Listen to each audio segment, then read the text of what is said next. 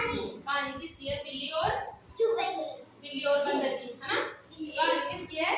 बिल्ली और बंदर की। अभी तक देखना, ध्यान से सुनना, मैं पूछूंगी फिर आपको बीच बीच में ना। दिग्विजय इधर जा आगे। हाँ वो बीच में आ तो मैं नहीं सुनूंगी। इधर आ जा, चलो तेरी बैठ जाओ कोई। अब देखो, एक गांव में दो बिल्लियां रहती थी ना। एक गांव में दो बिल्लियां। मैं बोल रही हूँ, आपको सुनना है। एक गांव में कितनी बिल्लियां रहती थी? दो। हाँ, दोनों बहुत ही अच्छी दोस्त थी, है ना? और दोनों आपस में बहुत प्यार से रहती थी। वो दोनों बहुत खुश थी। उन्हें जो कुछ भी मिलता, उन्हें आपस में मिल बांट कर खाया करती थी। बिल्लियां क्या करती थी, उन्हें कोई भी चीज मिलती ना, जैसे रोटी, बिस्किट, फल फ्रूट, केला, कुछ भी, है ना, दोनों आधा आधा खाती थी, है ना? दूध बबूली में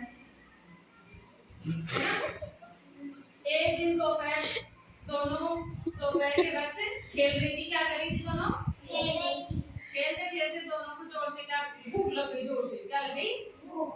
वो भोजन की तलाश में निकल पड़ी। कहीं कहीं कुछ मिल जाए तो अपन दोनों क्या करें? खा ले, है ना?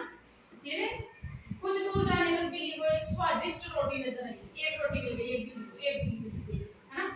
फिर अरे ये क्या, तुम अकेले? उसने झट से उस रोटी को उठा लिया, है ना? उसने उस रोटी को क्या किया? उठा लिया एक। फिर जैसे उसे खाने लगी तो दूसरी बिल्ली ने कहा, तुम अकेले रोटी खाने लगी? वो बिल्ली क्या करी? अकेले खाने लगी। तो दूसरी ना दोनों मिलकर खाती थी। वो दूसरी बिल्ली से बोली, तुम अकेले खाने लगी?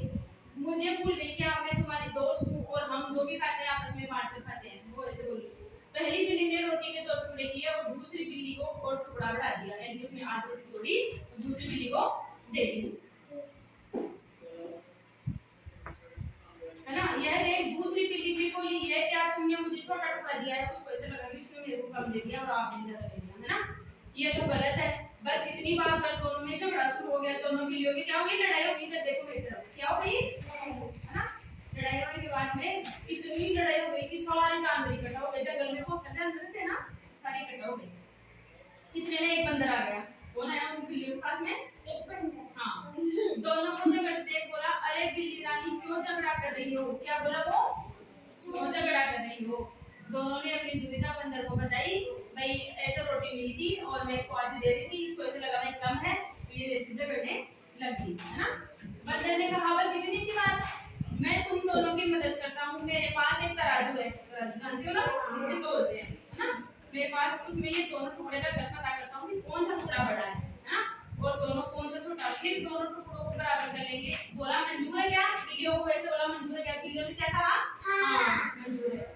वो तैयार हो गई। बंदर पेड़ पर चढ़ा और तराजू लेकर आया। उसने दोनों टुकड़े एक पलड़े में रख दिए, एक रख दिया, एक, है ना?